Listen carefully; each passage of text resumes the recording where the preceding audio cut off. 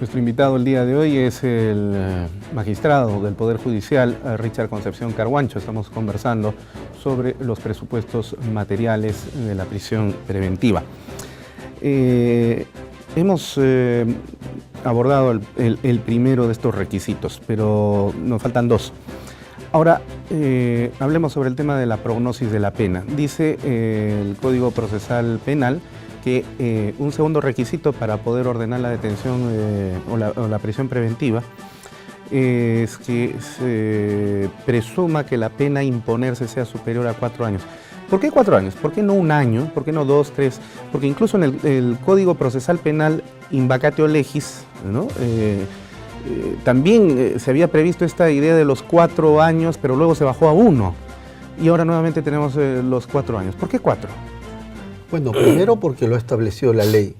La ley ha establecido ese baremo de como mínimo que la prognosis de la pena supere los 4 años de pena privativa de libertad. Si tratáramos de encontrar cuál es la ratio, cuál es la razón de ser por el cual se estableció ese baremo, entendemos de que esto se habría establecido con la finalidad de que la prisión preventiva se aplique solamente en casos excepcionales y en casos de delitos que prevean una pena combinada grave. Es por eso que cuando se habla de la prognosis de la pena, no se habla de la pena combinada en realidad, se habla del caso concreto. ¿Cuál sería el pronóstico de pena que da el juez al caso concreto? ¿Y eso cómo se establece? Básicamente en función a los delitos imputados, al marco de la pena combinada y sobre todo a cuál sería la pena en concreto que le correspondería imponer a un determinado investigado. Cuando es un delito, no existe problema alguno. El tema es cuando, digamos, estamos frente a un tema de imputación de 2 delitos o de más delitos. Habría que ver cuál es la fórmula concursal bajo la cual se han imputado los delitos. ¿Concurso real o concurso ideal? Obviamente que el cómputo o el pronóstico de pena en uno y otro caso será distinta. Ok. Y el tercer elemento, el tercer presupuesto es el de la elusión y la obstaculización de la acción de la justicia penal, es decir, el peligro procesal, ¿no? Es decir, que la persona vaya a fugarse, en otras palabras, o estando presente empiece a obstaculizar el trabajo jurisdiccional. Explícanos, por favor, Richard, este tercer presupuesto. Básicamente el peligro procesal viene a ser el tercer presupuesto de la prisión preventiva y es un concepto clave, pero a la vez constituye uno de los conceptos más polémicos de la prisión preventiva. Y básicamente presenta 2 aristas, peligro de fuga y peligro de obstaculización a la actividad probatoria. Por cierto, nuestro Código Procesal Penal ha establecido cuáles son los criterios bajo los cuales se configura el peligro de fuga. Y eso está normado en el artículo 269. Por ejemplo, como criterio se ha establecido el tema del arraigo del investigado. Si tiene arraigo o no tiene arraigo. ¿Qué cosa es arraigo para que nos entiendan? El arraigo es un concepto amplio que tiene que ver con circunstancias que permitan inferir al magistrado de que el investigado no va a escaparse, no va a eludir la acción de la justicia. Porque vive, porque trabaja en un lugar determinado, ¿no? Exactamente. Por ejemplo, el tema del domicilio, el tema de la familia, el tema de la actividad laboral, el tema del sustento económico o del patrimonio y cualquier otra circunstancia que permita graficar la idea de que ese investigado no va a eludir la acción de la justicia. Por cierto, aquí la evaluación del arraigo no se hace en función a cantidad, sino a la calidad del arraigo. El otro dato, por ejemplo, del peligro de fuga, vendría a ser el tema de la gravedad de la pena. La gravedad de la pena, sin duda, constituye un rasgo o un dato a tener en cuenta para establecer si el investigado va a fugarse o no. ¿Cuál es la lógica? Si al investigado le espera una pena grave, es altamente probable que esté incentivado a eludir la acción de la justicia. A escaparse. Exactamente. El otro dato es la magnitud del daño causado, que en buen romance se refiere a la gravedad de los cargos. El otro dato viene a ser, por ejemplo, el tema de la pertenencia a una organización criminal. Este dato permite también inferir de que pueda eludir la acción de la justicia.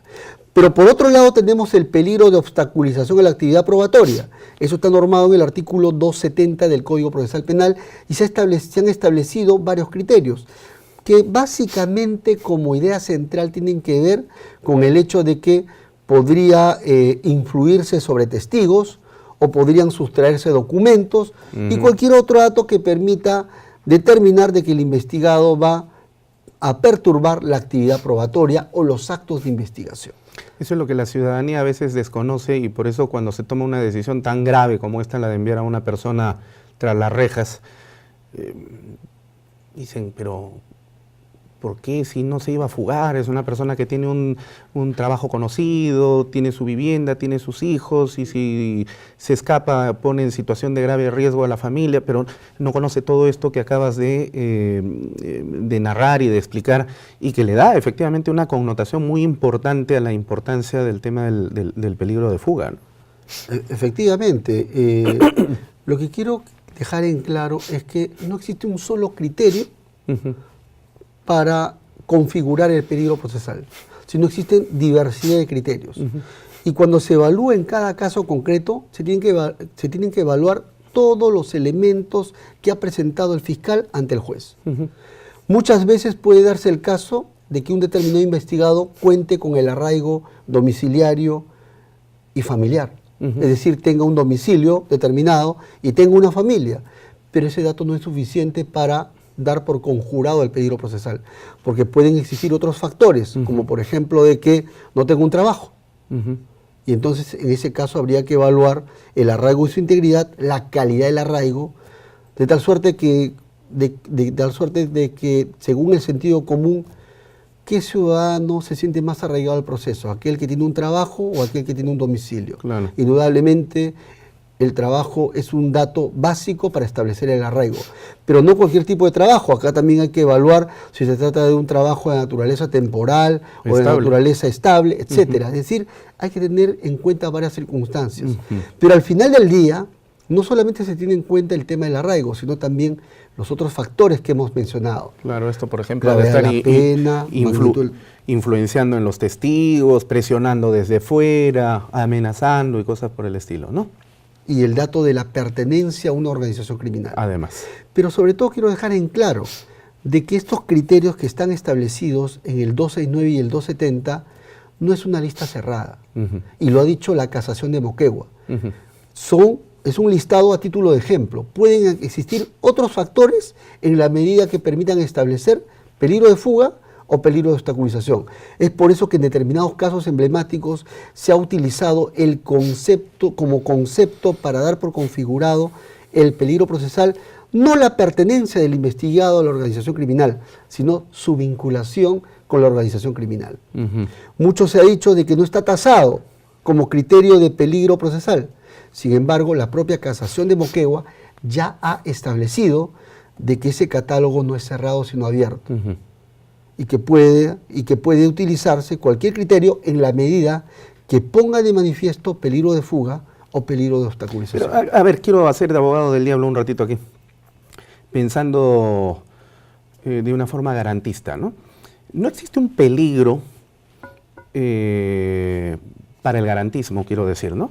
De que existiendo entonces un catálogo abierto y no cerrado, esto abre la posibilidad de que la acción punitiva del Estado extralimite sus fuerzas y finalmente lo que constituye una excepción a la regla, que es la detención, termine convirtiéndose más bien, ya no en la excepción, sino en la regla, y todos terminen luego tras las rejas. ¿No es peligroso esto? ¿O en realidad contribuye con la labor del juez para poder evitar la impunidad? Porque también es la otra parte, ¿no? Exactamente. Para empezar, el tema de la prisión preventiva y sobre todo el concepto de peligro procesal es un tema polémico. Siempre va a ser un tema polémico. Ahora, el tema de utilizar cualquier otro criterio que no está en el catálogo, evidentemente habría que analizar cada caso concreto. Sobre todo lo que interesa es el argumento que se utiliza. Si es un argumento razonable y pone de manifiesto peligro de fuga o de peligro de obstaculización, habría que analizarlo. y habría que tenerlo en cuenta para ver si se aplica o no en un determinado caso concreto. Porque hay que ser claros, no cualquier argumento que se invoque puede dar por configurado, por ejemplo, un peligro de fuga o un peligro de obstaculización. ¿Por qué citaba el tema de la vinculación y no la pertenencia? Porque en la medida que uno se vincula con una organización criminal es que existe cierto peligro de ilusión a la acción de la justicia o cierto peligro a la actividad probatoria. ¿Por qué razón? Porque la experiencia criminológica nos enseña de que, por lo general, las presuntas organizaciones criminales utilizan sus estructuras criminales para poner a buen recaudo a sus integrantes y también para presionar a los testigos. ¿Qué duda cabe que en el extranjero hemos tenido casos como, por ejemplo, en Cosa Nostra, en Colombia, en México, y acá en el Perú, que en determinados casos las organizaciones criminales recurren a la eliminación de testigos? Así es. Para no hablar de la eliminación de jueces también, como en la Cosa Nostra en Italia. Exactamente. Y eso Falcone, por ejemplo, que terminó muerto. Exactamente. O el fiscal Nisman en Argentina. Exactamente, por ejemplo. Por ejemplo, ¿no? Lo cual es muy peligroso. Explícanos, Richard, en 2 minutos, cómo se lleva a cabo la audiencia de prisión preventiva. Muy bien, la audiencia de prisión preventiva, para empezar, es a pedido del fiscal, y frente a ese pedido lo que hace el juez es convocar a una audiencia pública de prisión preventiva, donde van a estar presentes ¿quiénes? El fiscal, quien solicita la prisión preventiva, y también la defensa técnica del investigado. Tienen que estar presentes ambos sujetos procesales y obviamente el juez. ¿Pero tiene que estar también el imputado? ¿O no necesariamente. ¿Podría no necesariamente. Podría ir como no podría ir. No es obligatorio. No es obligatorio, pero tampoco puede tomarse como una ilusión a la acción de la justicia. Ese dato simplemente es un dato neutral. Para eso tiene su abogado finalmente. Exactamente, y si decide ir, puede ir. Pero si decide no ir, eso no va en perjuicio del propio investigado. Ya. Una vez que las partes oralizan su posición jurídica, obviamente de que se produce el debate, y tienen que discutirse los 3 presupuestos. Apariencia del buen derecho, prognosis de la pena, superior a los 4 años de pena privativa de libertad, peligro procesal. Pero además existen 2 temas adicionales que ha incorporado la casación de Moquegua. Vendría a ser el tema de la proporcionalidad de la medida. Esto es como someter si la medida que se pretende aplicar es proporcional para el caso concreto. Y el otro tema que se introduce es el tema de la razonabilidad del plazo de prisión preventiva que está solicitando el fiscal. Por ejemplo, pide un plazo de 36 meses de prisión preventiva. Pues bien, ante el juez lo tiene que justificar. ¿Por qué razones está pidiendo 36 meses de prisión preventiva? Y obviamente, una vez que se discuten todos estos 5 temas en realidad, los 3 presupuestos más los 2 temas adicionales, es que el juez decide. Pues bien, por lo general, el juez, si es un caso simple, lo puede decidir de inmediato. Pero si es un caso complejo, tiene que hacer una pausa para procesar toda la información. En mi caso, por ejemplo, cuando tengo que ver prisiones preventivas contra presuntas organizaciones criminales o contra una pluralidad de investigados, tengo que hacer una pausa. ¿Para qué? Para procesar toda la información. Porque la información que prácticamente suministra la fiscalía al juez es cuantiosa. Que a veces llega como un huaico también. Exactamente, entonces hay que seleccionar cuáles son los datos básicos y no solamente eso, sino que además hay que procesar la información para establecer si esos elementos de convicción que ha traído el fiscal ante el juez establecen con alto grado de probabilidad la existencia del delito, la vinculación del imputado con el delito, y si estamos frente a un caso de criminalidad organizada, la existencia de una presunta organización criminal. Y hemos visto que este dato es básico, porque si se establece la existencia de una presunta organización criminal y la vinculación del imputado a esta organización criminal o la pertenencia del imputado a esta organización criminal, ¿qué va a pasar? Como lógica consecuencia, se sigue ¿qué cosa? El peligro procesal de este investigado. Pero hay un tema adicional, y bueno, luego de procesar la información, el juez tiene que emitir de manera oral la decisión. Y obviamente tratar los 5 tópicos que ha fijado la Corte Suprema. Los 3 presupuestos materiales de la prisión preventiva que ya he reseñado, el tema de la proporcionalidad del plazo, de la medida. Aquí se somete la prisión preventiva al test de idoneidad, necesidad y proporcionalidad en estricto sentido. Ponderación. Ponderación. ¿Existe una medida alternativa menos gravosa que cumple la misma finalidad o no? De acuerdo a la respuesta se establece si la medida es necesaria. Y finalmente el tema, pues, el otro tema que viene a ser la justificación del plazo. Pero hay un tema adicional que me interesa dejar en claro. Y es que mucho se habla, ¿por qué duran tanto las audiencias de criminalidad organizada? Primero, por el tema de la pluralidad de investigados. Otro, por la complejidad del caso, y lo tercero, por el tema de la cantidad de información que suministra abundante, tomo tras tomo, el fiscal al juez, y que la otra parte también tiene que rebatir. Y el otro tema que me interesa, que mucho se ha hablado, es que se dice que la prisión preventiva trastoca el principio de presunción de inocencia. Dice que la presunción de inocencia es un principio que rige durante todo el proceso penal y que solamente puede ser desvirtuada con una sentencia condenatoria. Pues bien, eso es cierto. Pero también tiene sus excepciones, pues. Tiene sus excepciones, pero hay que dejar claro, por ejemplo, hace más o menos un par de meses estuve en una sesión, en un conversatorio en Tarapoto, y vino Manuel Miranda Estrampes, un ilustre fiscal de español ante el Tribunal Constitucional. Y él discutía el tema de la presunción de inocencia versus la prisión preventiva. Y él decía que es momento de dejar, de encarar el tema frontalmente. ¿Y qué decía él? De que en cierta medida con la prisión preventiva se está enervando la presunción de inocencia en determinada medida. Bueno, son criterios también que se toman en consideración, ¿no?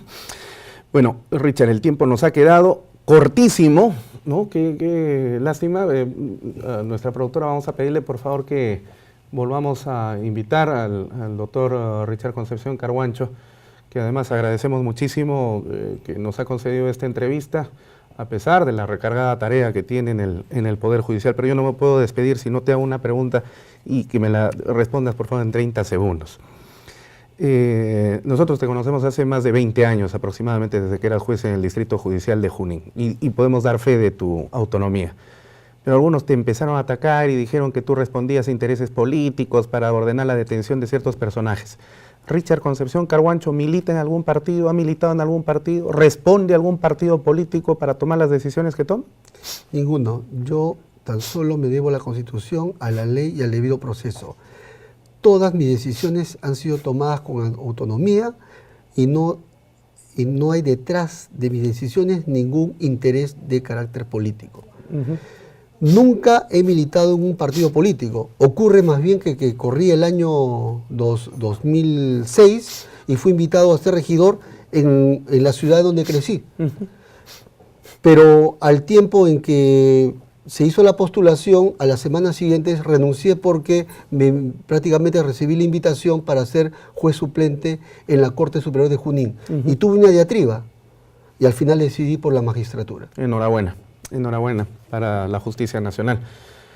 Señores, hemos estado con el hombre del año en el Poder Judicial y nosotros le agradecemos por su presencia y por supuesto te pedimos, Richard, que sigas continuando con esa labor tan importante que todo el Perú te reconoce y que por supuesto por lo cual te felicitamos. Muchas gracias y vamos a tenerte nuevamente en el programa. Muchas gracias. No se vayan, vamos a continuar con el referente jurídico.